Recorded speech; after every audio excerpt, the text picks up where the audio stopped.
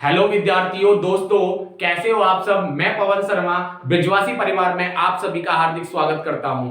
तो इसी रामबाण सीरीज में आज हमारा शायद चौथी वीडियो है ये, और आपको दिन प्रतिदिन वीडियोस मिल रही हैं प्रीवियस ईयर क्वेश्चंस की। तो बस आपका एक काम है, घर पर रहिए और मुस्कुराते रहिए और घर पर पढ़ते रहिए। काम हमारा है कि सिलेक्टेड करके कौन से क्वेश्चन पेपर में आने हैं, कौन से क्वेश्चन नहीं आने हैं, ये जिम्मेदारी हमारी है। बस आप मेहनत करते जाइए घर पे बैठ के। तो चलिए शुरुआत करते हैं क्वेश्चन नंबर फर्स्ट से। ये भी आज हम बात करेंगे डेफिनेट इंटीग्रल के बारे में, कि अब तक हमने इंडेफिनेट इंटीग्रल की बात की थी, अब डेफिनेट इंटीग्रल है। हमें बाउंडेशन दे दी कि कहां से कहां तक हमें इंटीग्रेशन करना है।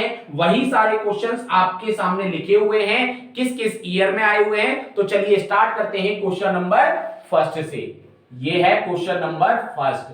क्या कह रहा है, इवेल्युएट, सबकी वैल्यू आपको इवेल्युएट करनी है 0 से 1 x e की power x square dx।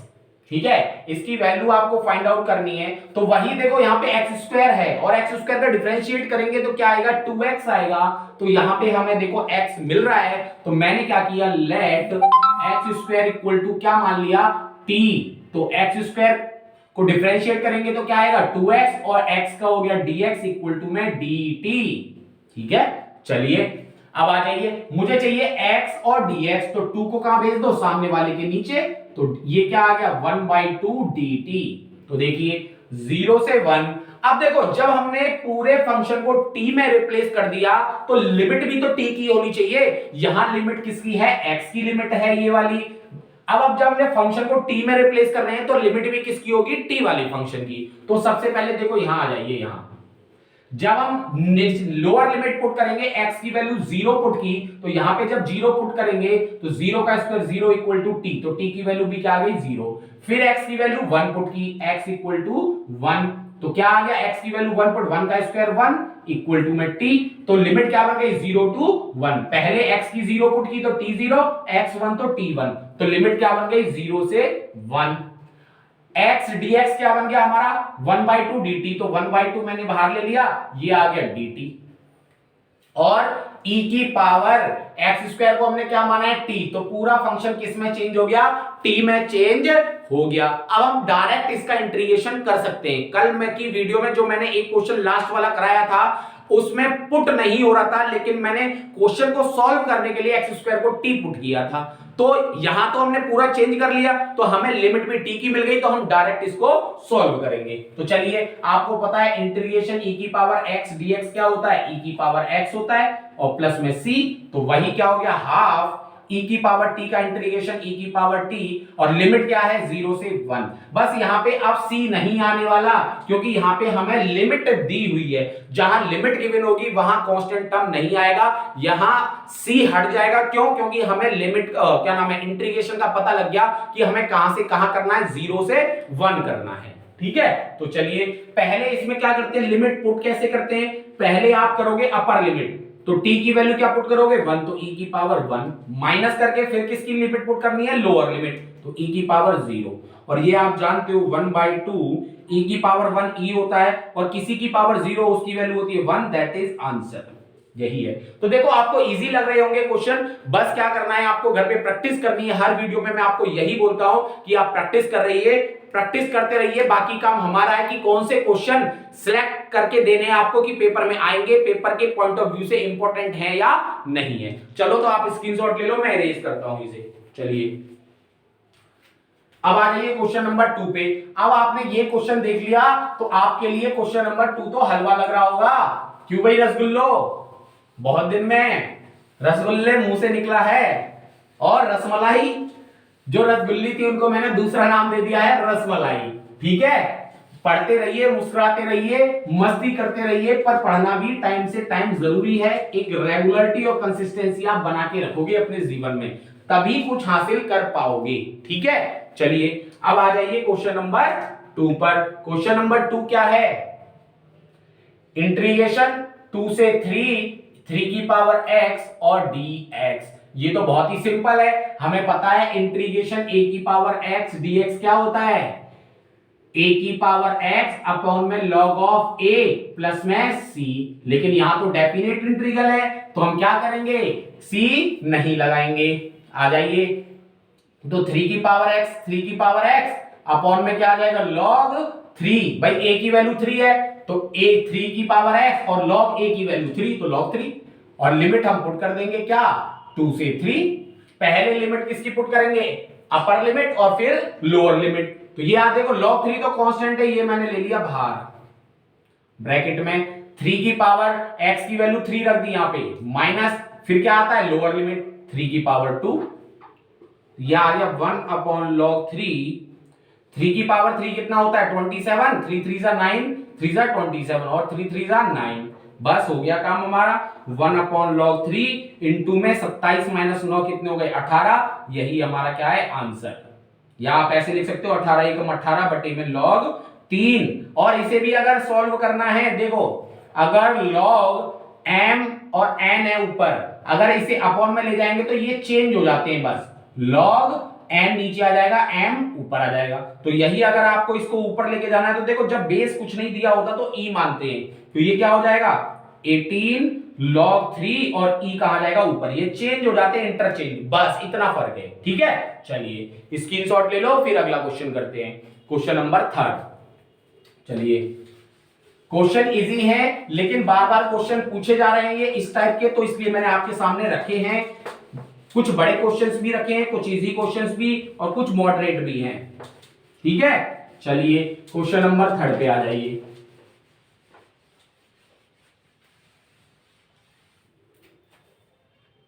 Question number 3,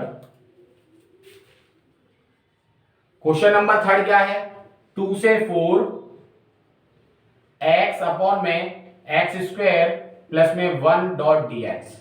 तो देखिए अगर मैं इस पूरे को t पुट करता हूं, एक्स स्क्वायर प्लस 1 को मैं t पुट कर लेता हूं, लेट माना, तो 2x और 1 का हो गया डिफरेंशिएशन 0, कांस्टेंट टर्म का 0 होता है, इक्वल dx का dx हो गया और t का dt। लेकिन मुझे चाहिए क्या, x dx, तो 2 को भेज दो सामने वाले के पास।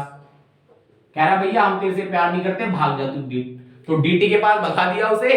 चलिए अब मैंने बताया जब हमने फंक्शन को t पुट कर लिया तो लिमिट भी हमें किस में चेंज करनी है, t वाले में। तो पहले मैंने लोअर लिमिट रखी x की वैल्यू 2, यहां पुट करो 2 का square 4 plus 1 equal to t, तो t की वैल्यू कितनी आ गई 5, लोअर लिमिट आ गई 5। अब रखो x की वैल्यू 4, x की वैल्यू 4 रखेंगे तो 4 का स्क्वायर कितना हो गया 16 प्लस 1 इक्वल टू t, 16 1 कितना आ गया 17। तो t की लोअर लिमिट 5 अपर लिमिट 17, बस पुट कर दो 5 से 17, x dx बन गया आपका dt 1/2 dt, तो 1/2 बाहर आ गया और dt मैंने यहां लिख दिया 1 अपॉन इसकी वैल्यू है t, एक्स स्क्वायर प्लस 1 को t पुट किया है और आप जानते हो इंटीग्रेशन 1 अपॉन x dx क्या होता है log x प्लस c। लेकिन यहां c नहीं लगेगा, आपको पता है, बार बार मैं ये बात बोल रहा हूं। तो चलिए 1/2 1 अपॉन टी क्या बन गया log t, और इंटीग्रेशन खत्म, लिमिट आ जाएगी बाहर।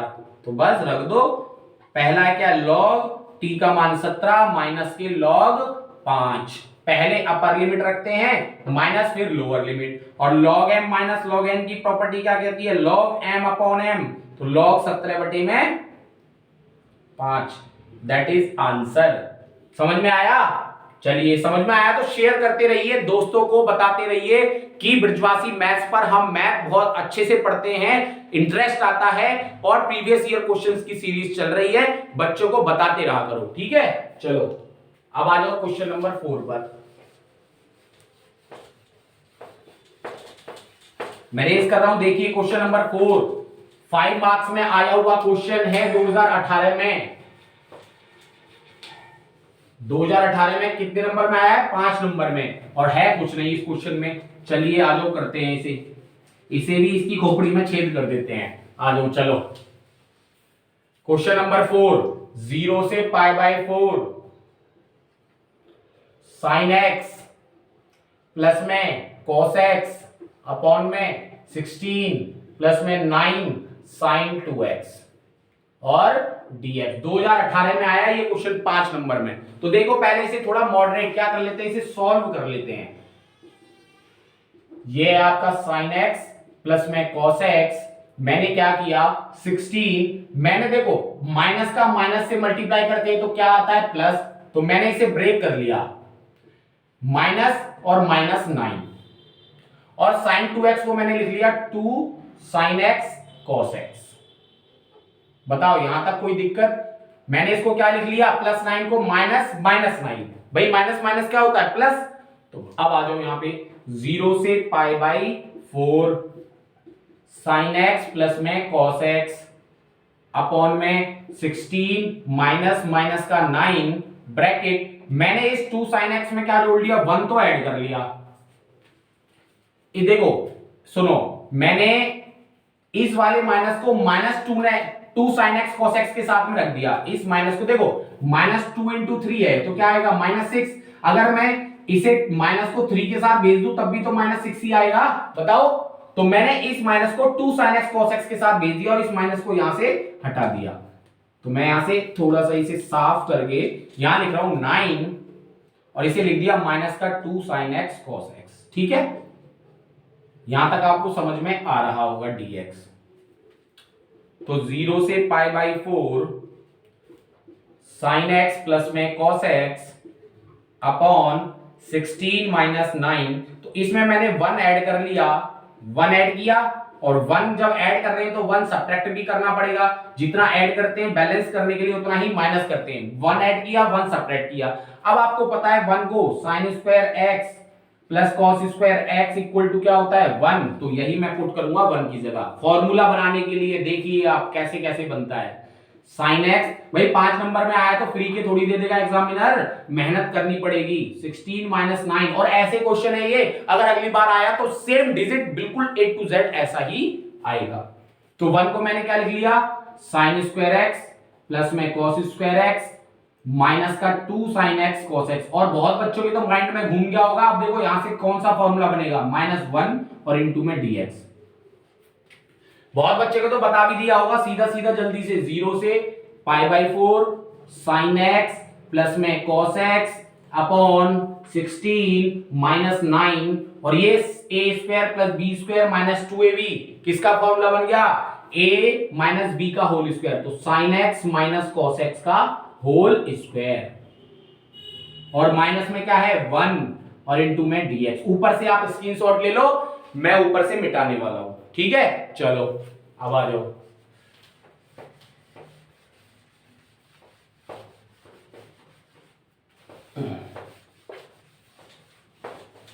भाई ठंड में तो बोर्ड मिटता भी नहीं था, अब तो कम से कम मिट तो रहा है, गर्मी पड़ रही है थोड़ी थोड़ी, वरना ठंड में तो बड़ी ताकत लगानी पड़ती थी मिटाने के लिए। अब आ जाओ यहां पे 0 से pi by 4 sin x plus cos x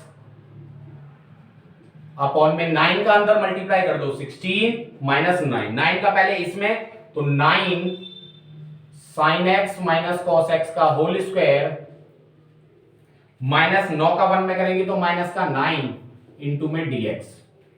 तो यह आ गया 0 से pi by 4 sin x plus में cos x अपॉन 16, देखो सॉरी माइनस माइनस प्लस होगा ये, तो प्लस का 9 आएगा, तो 16 और 9 कितना हो गया 25, यह आ गया 25 minus 9 sin x minus cos x का होल स्क्वायर। जो मैं बनाना चाहता था वो बन गया। अब देखो अगर मैं इसको t पुट करूंगा तो ऊपर वाली वैल्यू हमें मिल रही है एज इट इज, देखो कैसे, अगर मैंने sin x minus cos x को क्या पुट कर लिया t, तो sin x का डिफरेंशिएशन cos x होता है और cos x का होता है माइनस sin x, तो minus minus plus sin x, और x का क्या हो गया dx इक्वल टू dt। तो ये देखो पूरा एज इट इज मिल रहा है कि नहीं मिल रहा है। यही बनाने के लिए मैंने तोड़ मड़ोड़ फोड़ खोपड़ी में छेद सब तरीके से गोली मार के बना दिया। यही काम करना है हमें पेपर में क्योंकि यहां प्रैक्टिस कर लेंगे तो हमें पेपर में करना बहुत आसान हो जाएगा। लेकिन मैंने बताया था आपको अब यहाँ पे लिमिट भी चेंज करनी पड़ेगी। पहले x की वैल्यू क्या रखो 0, sin 0 क्या होता है 0, माइनस cos 0 क्या होता है 1 इक्वल टू t, तो t की वैल्यू कितनी आ गई -1। आगे आ जाओ, फिर अब x की वैल्यू क्या रखनी है पाई बाई 4, x की वैल्यू रखनी है pi by 4, sine pi by 4 direct कर दूं, बताओ आप कहो तो। आपको पता है साइन 45 का मान कितना होता है, 1/√2। कॉस 45 का मान 1/√2 इक्वल टू टी। ये हो गया 0 इक्वल टू टी। तो क्या बन गई लिमिट, -1 से 0। तो ये लिमिट बन गई -1 से 0। और ये पूरा ऊपर का बन गया dt और 1 अपॉन ये 25 माइनस 9 और ये t का स्क्वायर। अब देखो कोफिशिएंट 1 बनाने के लिए 9 को ले लिया मैंने कॉमन बाहर, नीचे का इरेज कर रहा हूं, स्क्रीनशॉट लेते रहना आप अपने आप भाई।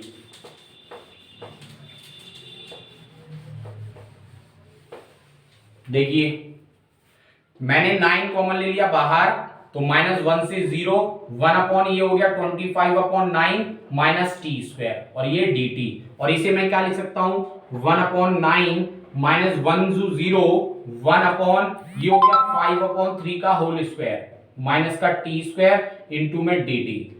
भाई मैसेजेस की आवाज आ रही होगी आपको, नेट चालू है, ध्यान नहीं दिया था मैंने। अब आपको इंटीग्रेशन याद करना है 1 अपॉन ए स्क्वायर माइनस एक्स स्क्वायर का। ये होता है 1 upon 2a log a plus x upon में a माइनस एक्स और प्लस में c। ये होता है फॉर्मूला।